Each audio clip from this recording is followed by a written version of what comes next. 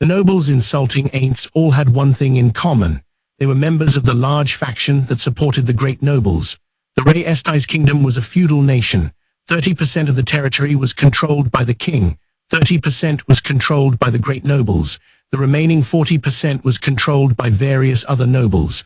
Now, the country was engrossed in a two-sided struggle for power. One side was the King's faction. The other side was the great nobles, which included more than half of the kingdom's 6 great nobles. Although they were before the king, their behavior was an extension of that fight. This was just another venue for it. That's why Gazef, of the King's faction and the King's right-hand man, couldn't he go shooting his mouth off. He wasn't he a great talker. He knew he couldn't he defeat them in a battle of words, so he needed to avoid situations where they could pick at his speech. The appearance of the slain theocracy's secret squad coincided with our movements. Therefore, there's a good chance the kingdom has been infiltrated. If that was the case, the great nobles faction must be involved. Gazef looked at one of the nobles present. This man had an exceptionally cold glint in his eyes. His blonde hair was slicked back. He had blue almond-shaped eyes. His complexion was a special pallor. Those who rarely see the light of day often had this pallor. That, combined with his tall, lean figure, gave him the impression of a snake. He should have been just under 40 years old. But his sickly skin tone made him seem far older. He was one of the 6 great nobles, Marquis Revan. He flitted between factions like a bat, seeking advantage. He'd also gotten close to the king's second son. If someone is betraying the kingdom, maybe it's him. Noticing Gazef's gaze, the Marquis stretched his thin lips into a faint smile, making them even thinner. In response to that provocative attitude, Gazef kept his face even stonier. Now then, I think we've heard enough from the captain for now. There are other things we need to attend to. At this exhausted-sounding statement from the king, the nobles settled down for the time being. Gazef moved closer to the king and scanned the room. After getting his position on the king's staff, he had gotten used to receiving unpleasant looks. Now let us discuss the war with the Empire. It will no doubt start in several months, as it does every year. Marquis Revan, if you please. Yes, your majesty. He glided to the front of the group almost like a ghost, and began to speak in a quiet voice. No one heckled. He was a man with influence in both factions. He was also the most powerful of the 6 great nobles. Everyone was scared to make an enemy of him. After Marquis Revan finished speaking about the plan going forward, who would contribute how many soldiers, and so on without receiving any objections, a slight smile played across his face, and he bowed to the king. That is all. You have my thanks, Marquis Revan. Does anyone have an opinion on any of that? The crowd stirred again and many people spoke up. After driving them off this time, we should keep marching straight into the Empire. You said it. I am so sick of fending off their invasions. The time has come to show the foolish Empire how formidable we can be. It certainly has. Just as you say, Count, the laughter of the well-dressed men filled the room. In your dreams. Gazef would feel gratified if he could just say that. The kingdom and the neighboring empire clashed about once per year on the Katsi Plain.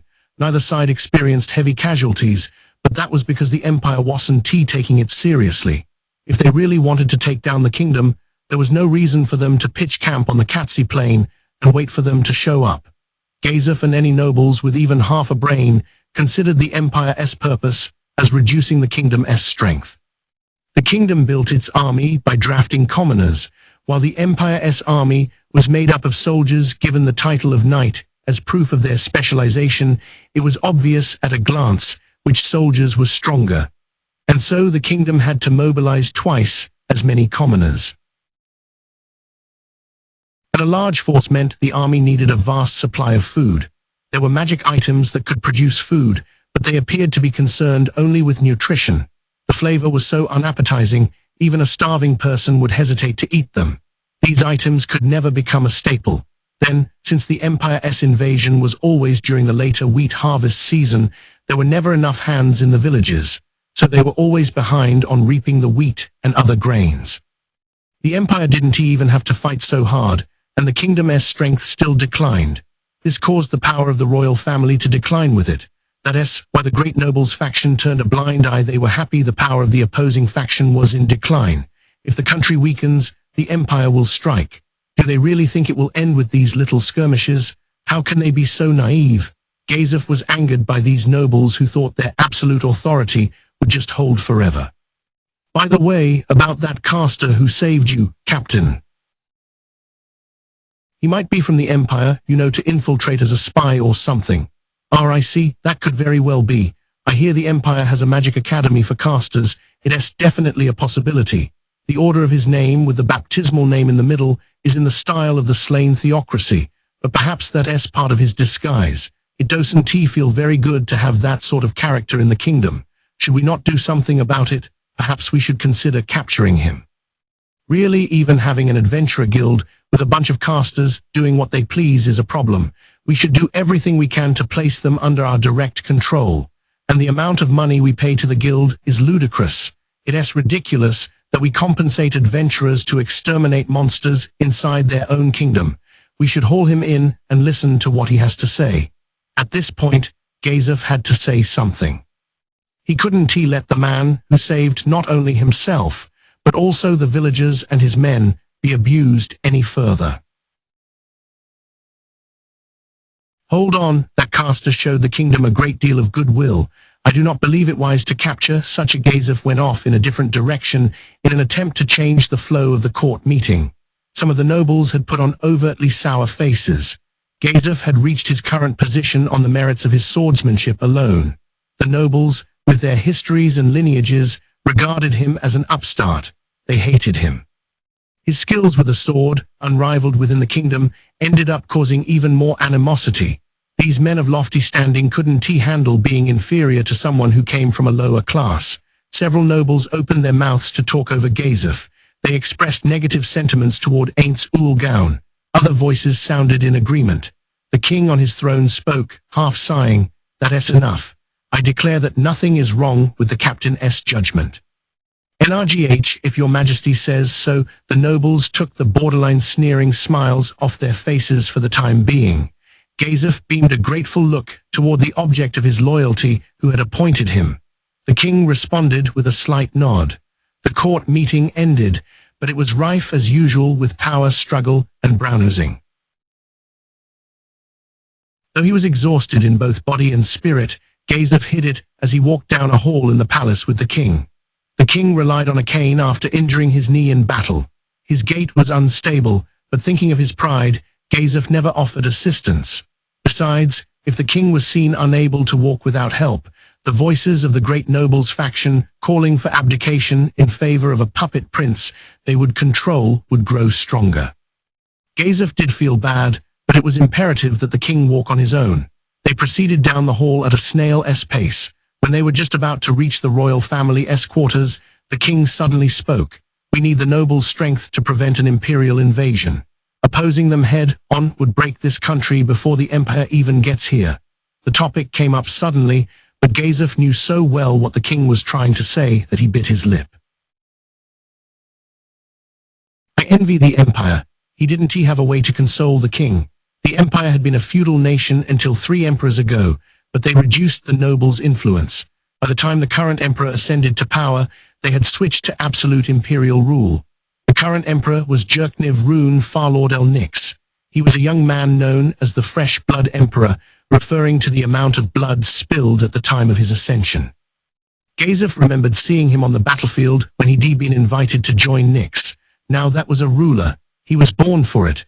"I am sorry that politics got in the way of my protecting you. Please forgive me for not even being able to outfit you before sending you out on such dangerous orders. That's why you lost some of your men, right?" "No, that's not why it, Gazef. It's okay. I don't think it will count as an apology to the families of the dead, but I'll send monetary consolation. I would also like to extend my personal gratitude to Sir Gaun. It's a heartfelt thanks for saving my most loyal aide. It was nice of the king to want to thank him directly, despite not even being saved from those villains himself, but it would be difficult. Still, I think those words will be enough coming from your benevolence." "Do you think so?" They noticed 2 people coming down the hall.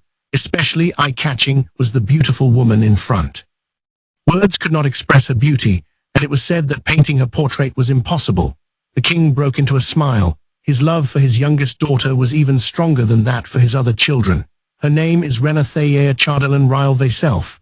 The third princess had inherited her mother's radiant beauty and was known as the Golden Princess. She was 16 years old. It wasn't uncommon at that age to take a husband. One reason, she was constantly fending off nobles. One origin of her name is her long golden hair that flowed lustrously behind her. The color of her lips, which were often turned up in an enigmatic smile, was the pale pink of cherry blossoms, but it was a healthy tone. The deep blue of her gentle eyes brought sapphires to mind. The detailed design of her white dress made a trim impression.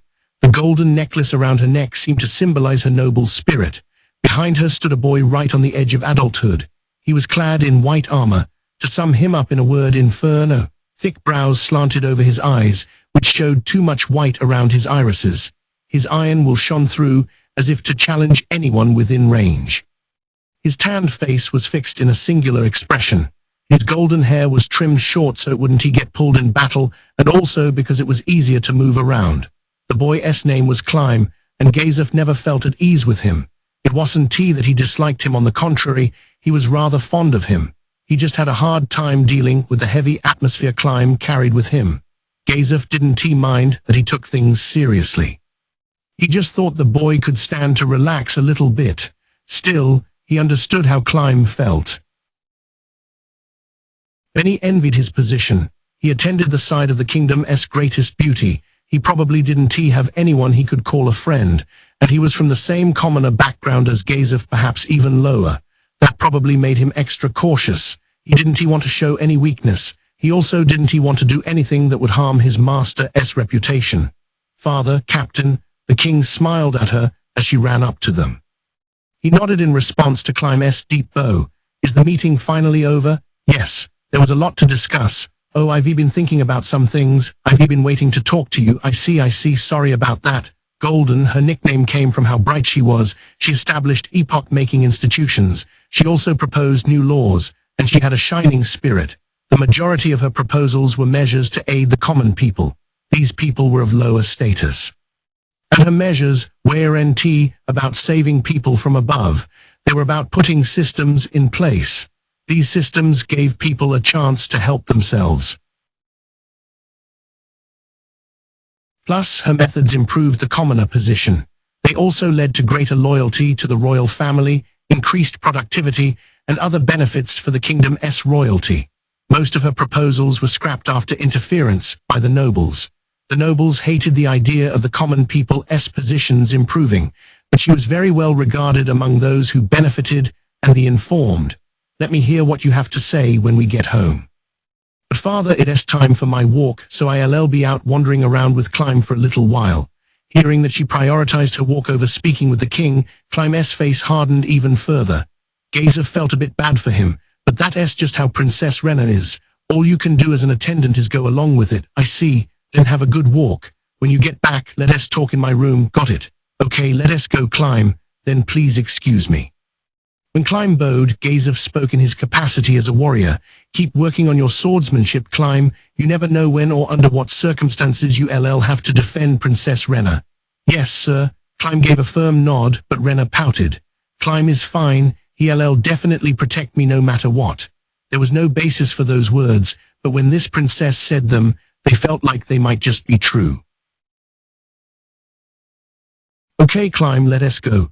Rena's delicate white fingers grabbed the edge of his shirt. She probably did it unconsciously, but Climb took notice. His expression hardened. Yes, princess. Tugged along by Rena's hand, Climb's face was blank, but as he was taken away, his eyes held shades of pain or grief. The two had forgotten their manners, but the king didn't say anything. He simply looked after them, as if seeing something heartwarming he'd lost long ago. As king, I probably shouldn't pity him. They didn't know where Climb had been born. Rena had picked up the slum child during a visit to the castle town. The emaciated kid had seemed like he was liable to die at any moment, but he worked hard to protect the one who had saved him. No, it wouldn't be fair to sum up his efforts with the phrase hard work. He had no ability with a sword. He had no magic ability. He wasn't blessed physically in any way either. He managed everything, one by one, all of it.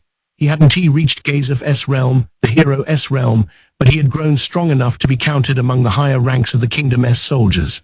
There were certain things that couldn't be overcome: status, authority, and how he was valued as a person.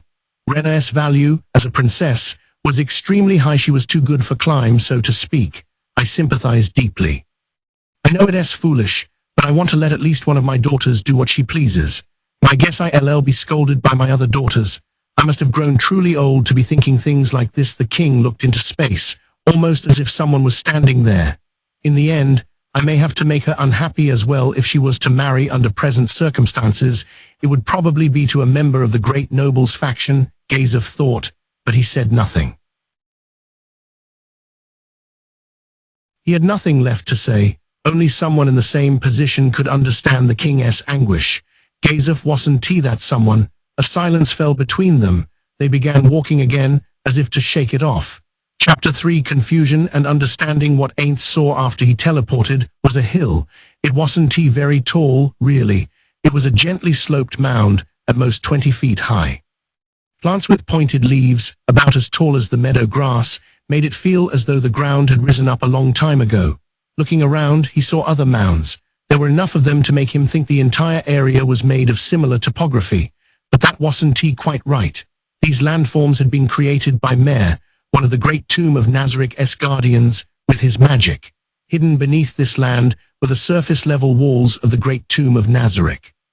Aints cast fly and flew diagonally over it all at once. With his expanded view, he could see the grass-covered earth stretching into the distance. He couldn't make out any sign of the graveyard that made up the surface-level part of Nazarik. It seemed to have been completely buried. Without stopping to admire the scenery, Aints sped across the sky.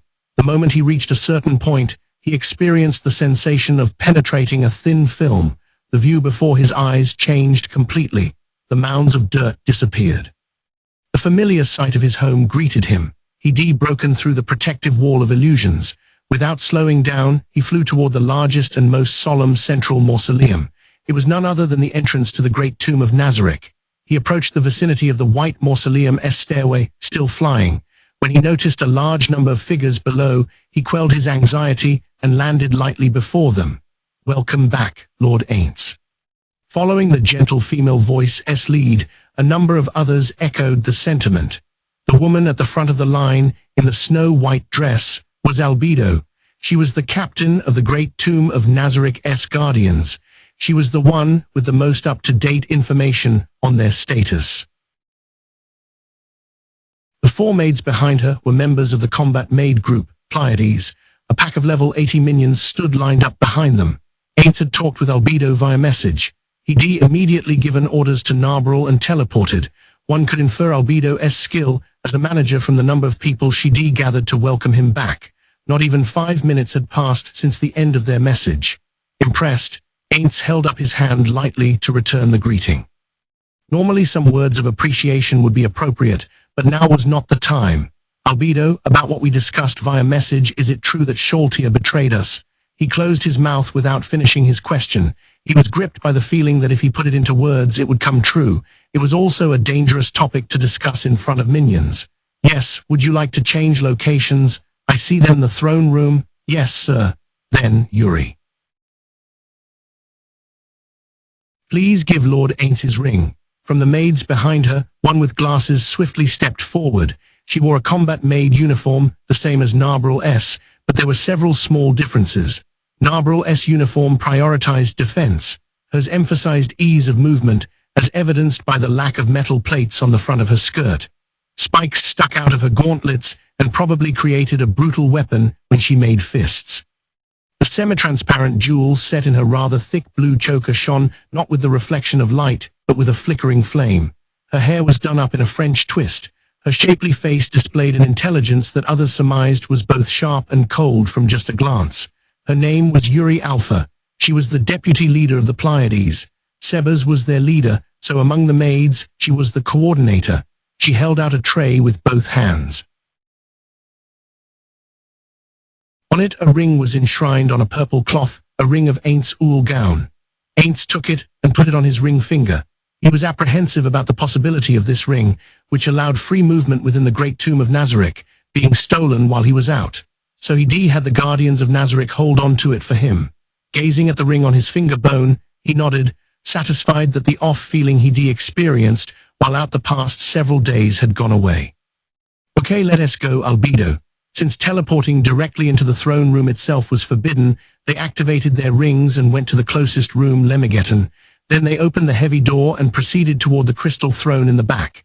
Aints fired the questions that he wanted to ask before. Okay, before we start, allow me to ask a few questions.